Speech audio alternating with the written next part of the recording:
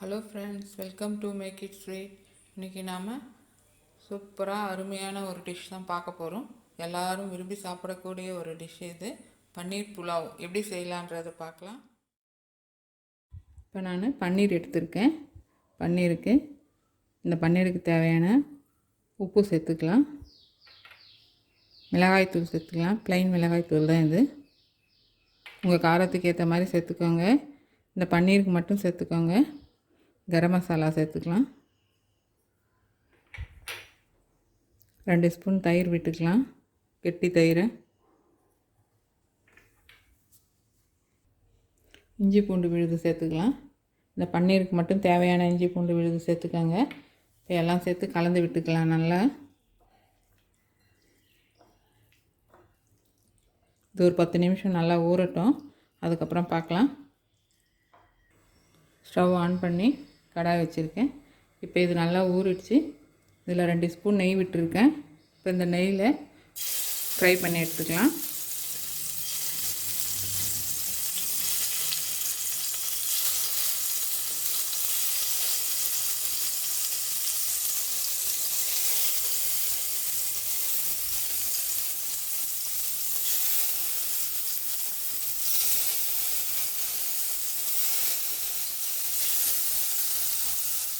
இது போல் எல்லா பன்னீரும் ஃப்ரை பண்ணி எடுத்துங்க, அதுக்கப்புறம் பார்க்கலாம்.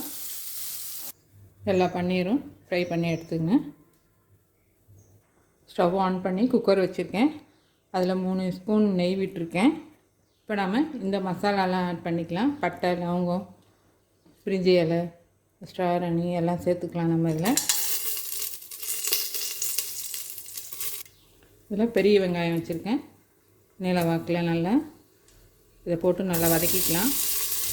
பச்சை மிளகாய் வச்சுருக்கேன், நல்லா வதக்கிக்கோங்க. வெங்காயம் கலர் மாறணும், அப்போ தான் நல்லாயிருக்கும்.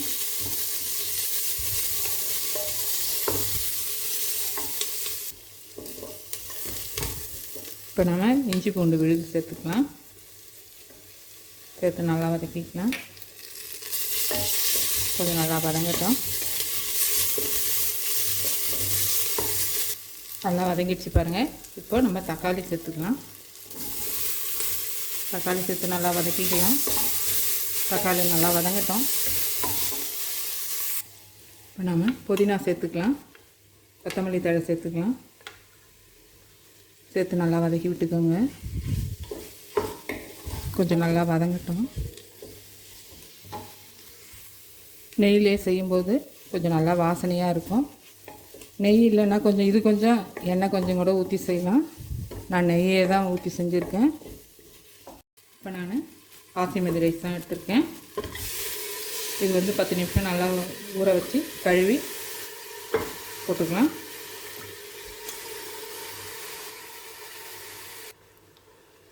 நல்லா கலந்து விட்டுக்கலாம். கொஞ்சம்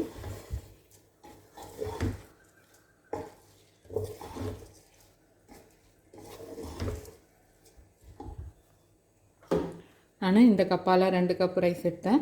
இப்போ இதால் 3 ஊற்றிக்கலாம், 1க்கு 1.5. இப்போ நாம் பன்னீர் ஊற வச்சுருந்தோம் இல்லையா, மசாலாலாம் போட்டு அதிலே தண்ணி ஊற்றி அளந்துக்கினேன். நான் அது வேஸ்ட் பண்ணாதே இதிலே ஊற்றிக்கோங்க. நான் 3 கப் தண்ணி ஊற்றிருக்கேன்.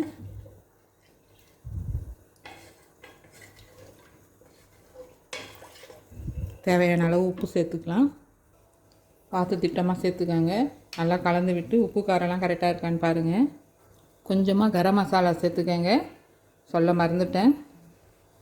இந்த அளவுக்கு சேர்த்துக்கோங்க.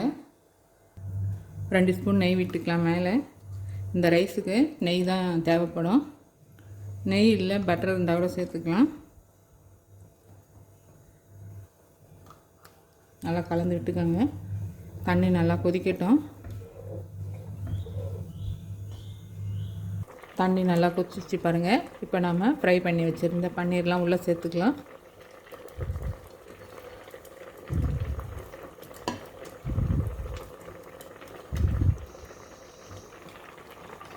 இப்போ நம்ம மூடி போட்டு நல்லா மூடிடலாம்.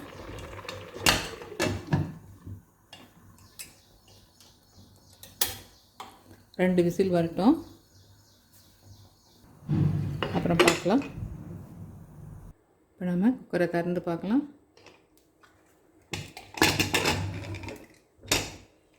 சூப்பராக ரெடி ஆகிடுச்சு பாருங்கள். நல்லா உதிரி உதிரியாக இருக்குது பாருங்கள். பன்னீர் புலாவ் சூப்பராக ரெடி ஆகிடுச்சு பாருங்கள்.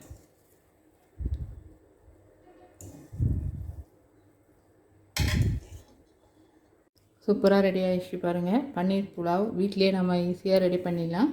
நீங்களும் இதே போலவே ட்ரை பண்ணி பாருங்கள்.